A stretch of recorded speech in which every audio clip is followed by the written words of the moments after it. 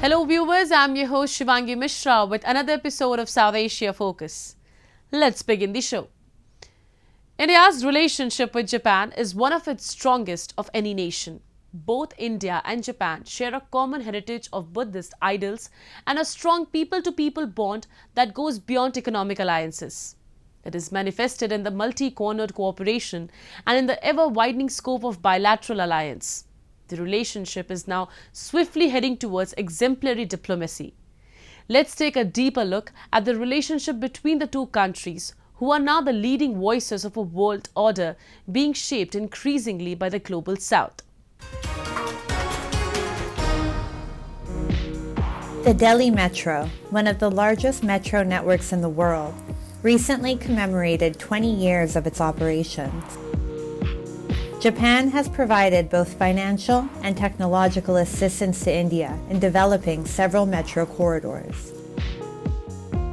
The anniversary not only marked 2 decades of a successful metro run, but it also highlighted the Indian-Japanese relationship that can today be characterized by a strong strategic partnership, a burgeoning business collaboration, a deep cultural connection, and a tactical geopolitical alliance. The images you see here are of another joint undertaking between India and Japan, where both sides have collaborated to manufacture India's first bullet train. With nearly 25% of the work completed, India's first bullet train is expected to hit the tracks by 2027.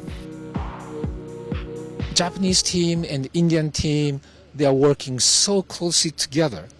And in my eyes, this is already a revolution underway.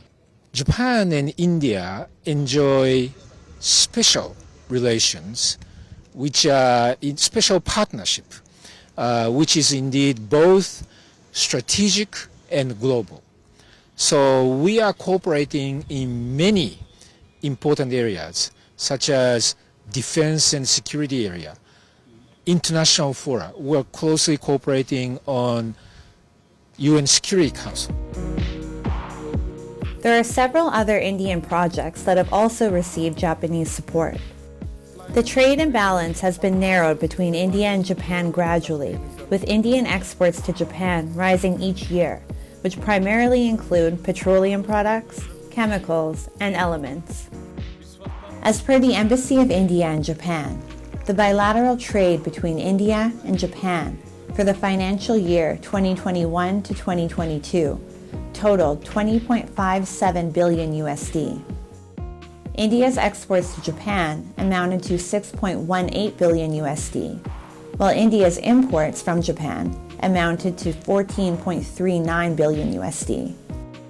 On his visit to India earlier this year, Prime Minister Fumio Kishida announced a 42 billion USD investment in India within the next 5 years.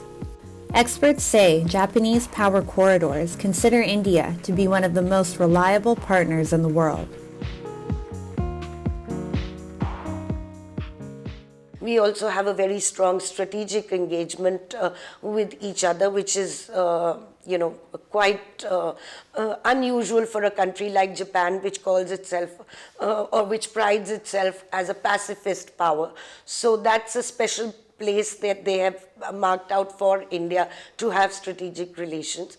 We are also one of the largest recipients of official development assistance, ODA, from Japan. With 14 bilateral premier-level summits, a continued flow of people and tech, and uniquely integrated yet individual strategies to counter global threats, Indian-Japanese ties have become a curious case study for observers around the world. Both India and Japan have their own ways of dealing with global issues. For example, the two countries had contrasting stances on the Russia-Ukraine conflict. However, this had no bearing on their relationship. India's partnership with Japan has also picked up great momentum lately. The two countries, with political and military alliances, will have their first ever joint air combat drills next year. The two have already been conducting the annual Malabar naval exercise along with the United States in order to preempt and prepare for any future crisis in the Indo-Pacific, especially from expansionist Chinese campaigns. India and Japan are also part of the Quadrilateral Security Dialogue, popularly called the Quad. The security alliance also includes the United States and Australia. The geographic positioning provides great proximity and strategic advantage to both India and Japan in case any threats emerge out of China. India-Japan strategic partnership and also their partnership as part of the Quad is a deterrence for China, and the Chinese are aware of it. That is why they are not very happy with the developments of the Quad in the Indo-Pacific region. So definitely India-Japan strategic partnership is a deterrent for China in the Indo-Pacific region. After establishing formal ties in 1952, the India-Japan relationship has touched several highs. Apart from trade, investment, and military, the one fundamental tie that binds Japan and India together is the democratic and pro-peace, pro-people outlook in their domestic and foreign policies. Neither India nor Japan can be accused of being an aggressor or anti-global welfare. Observers have praised both countries' ways of governance and diplomacy. The two now also hold very important presidencies. Japan is at the helm of G7, while India will remain G20 president for the next 1 year. Both are expected to make significant contributions to immediately needed solutions to the world's problems. If India and Japan have individually shown the world that good can be achieved through peaceful means, their ties serve as an example for the rest of the global community to forge and nurture an alliance of this nature. Moving on. Bangladeshi people were delighted as their country became the third in South Asia after India and Pakistan to have a metro rail system. According to experts, the 12-kilometer Dhaka metro line, which has been built with Japan's financial and technical assistance, will bring relief to the highly congested city of 20 million.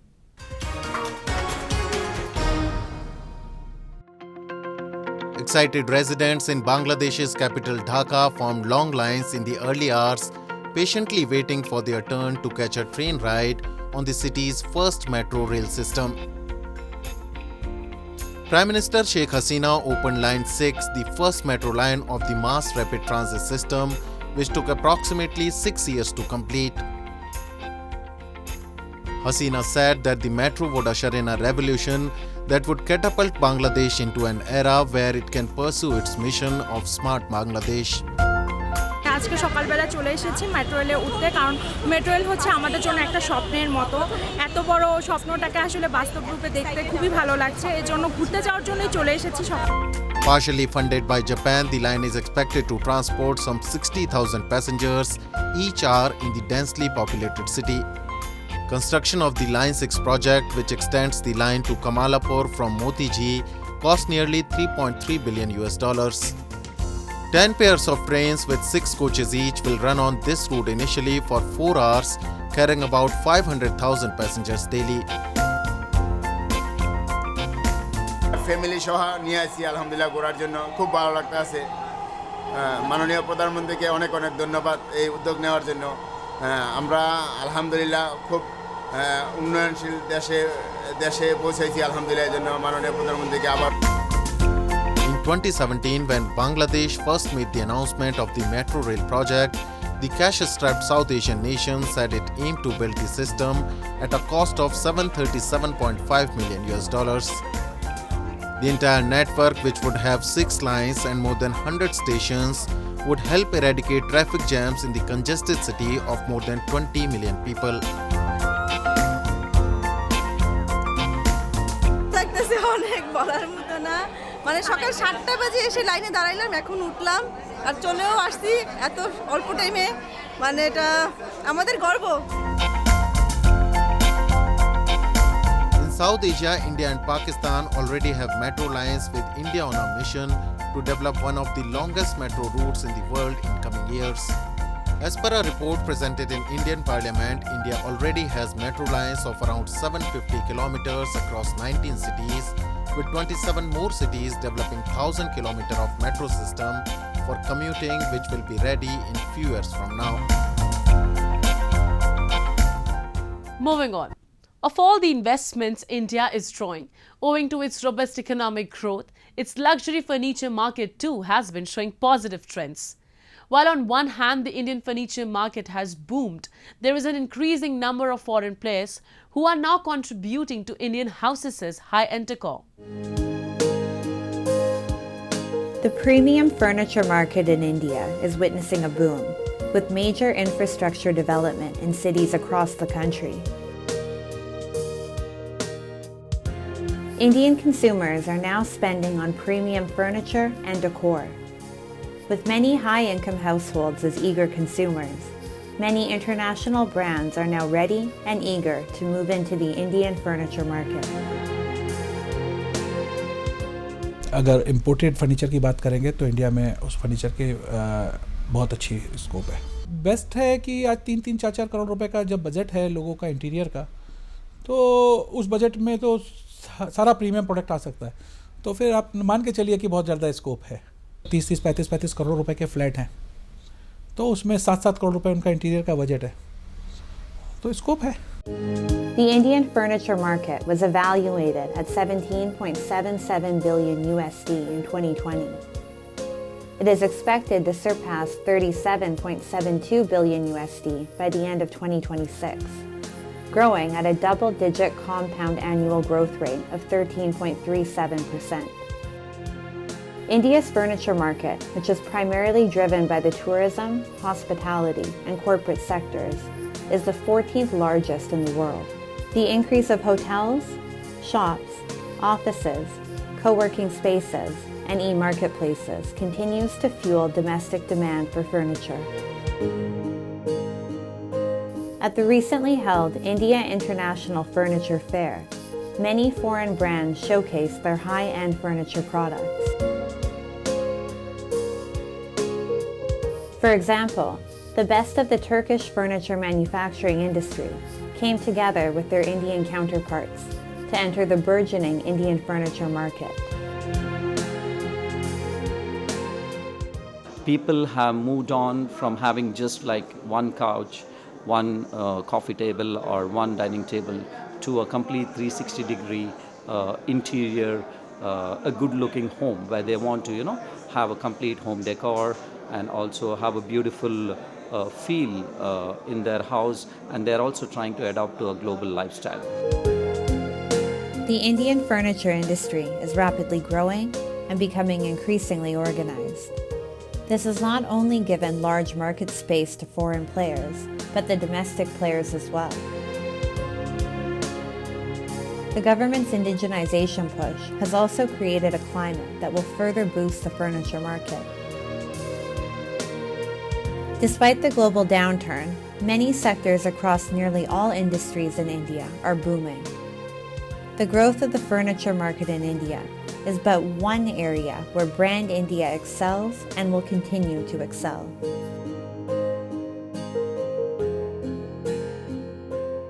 Time now for Asia This Week, the stories from across the continent.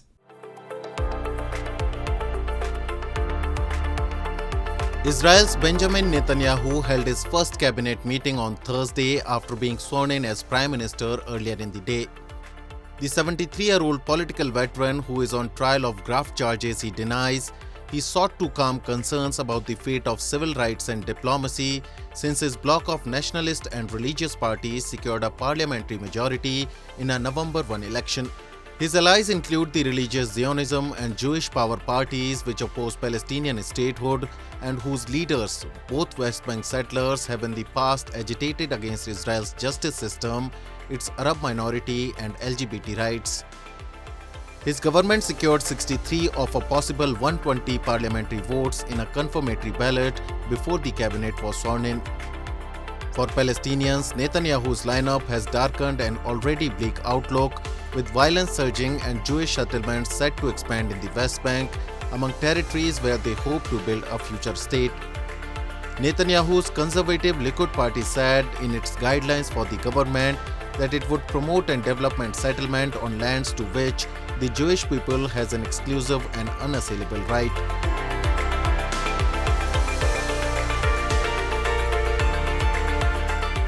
South Korea's health authorities said this week that it will impose mandatory COVID-19 tests on travelers from China from next week, joining the US, Japan and other countries in taking new border measures after Beijing's decision to lift stringent zero-COVID policies.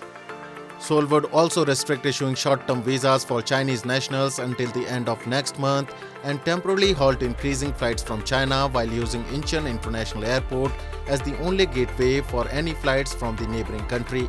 Effective January 5, travelers from China would be required to submit a negative result from a PCR test no more than 48 hours or a rapid antigen test taken within 24 hours before departure and undergo another PCR test upon arrival starting January 2.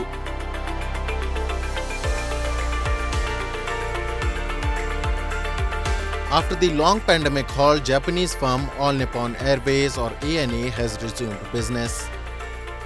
It has resumed all domestic and international flights. ANA is working on promoting its business by collaborating with YouTubers and influencers. Kimono Mom is a famous Japanese influencer with a whopping subscriber base of 1.4 million on YouTube. ANA collaborated with her on a family trip for promotion. ANA takes care that traveling for and with children is easy. Totori is located at West Japan's seaside of Japanese archipelago. In the winter, it gets covered under a blanket of snow. Hirayoshi town keeps Edo-era's town scenery. White warehouse and red roof tile go well with the clean river water. Mochi is a sticky rice cake and a popular traditional food in Japan. 12 colors mean Japanese ancient official cloth of imperial court lady. It layers 12 color clothes. Fresh crab is a quite popular seafood specialty in Japan. Totori provides matsuba crab. That is most popular meal of winters. 運ばれてきた瞬間から香りがすごくて食べてみると甘みも凝縮されてて焼きガニが結構おすすめです。 Totori receives a lot of snow in winter. The region known for its sand dunes witnessed all 4 distinct seasons. Every season here attracts many tourists. ANA continues to develop aggressive promotion strategies like collaborating with famous influencers and personalities. It is through continuous efforts like these that ANA is on the upward slope of progress.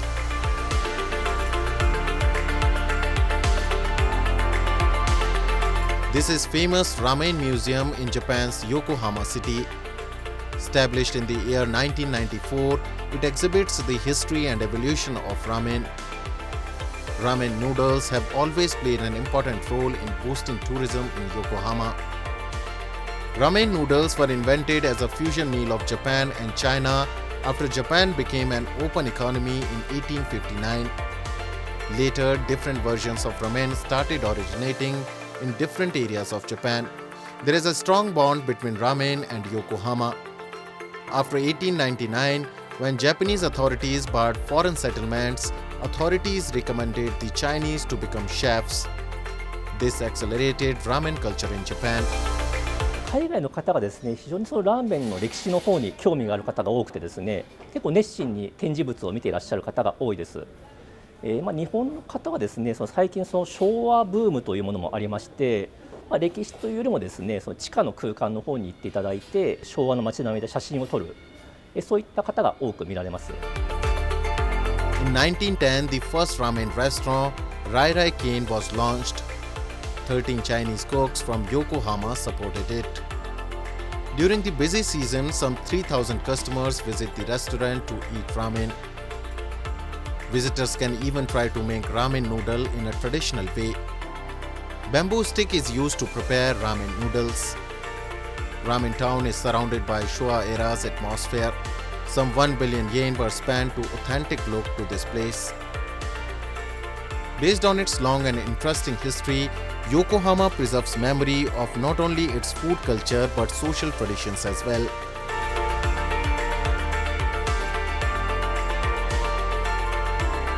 Moving on. People all over the world celebrated Christmas last week. South Asia, particularly India, is home to a large number of Christians, and the country witnesses a wide range of celebrations from low-key affairs to spectacles on this occasion.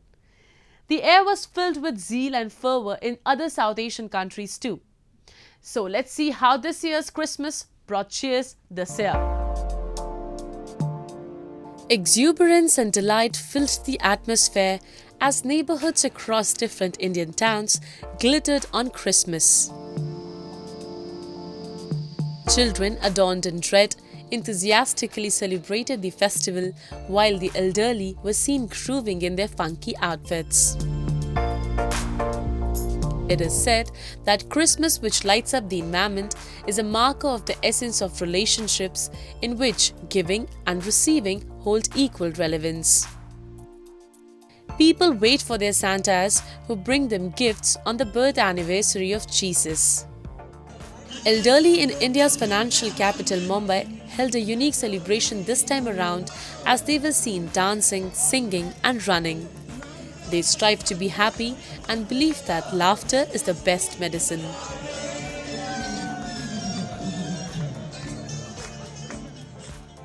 Today's celebration is totally different.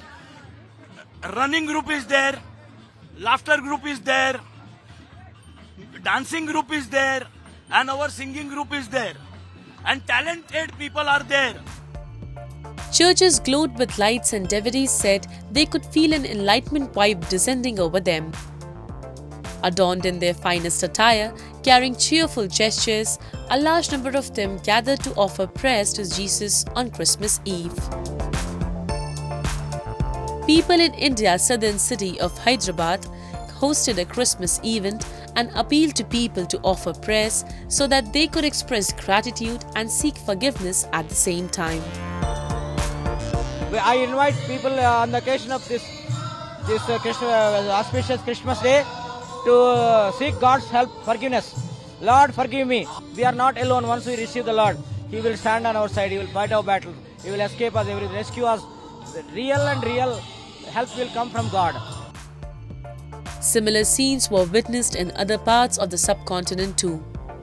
From the island nation of Sri Lanka to Himalayan Nepal, people gathered in huge numbers to mark the festival. The streets of Sri Lanka were decorated with lights, creating a beautiful atmosphere.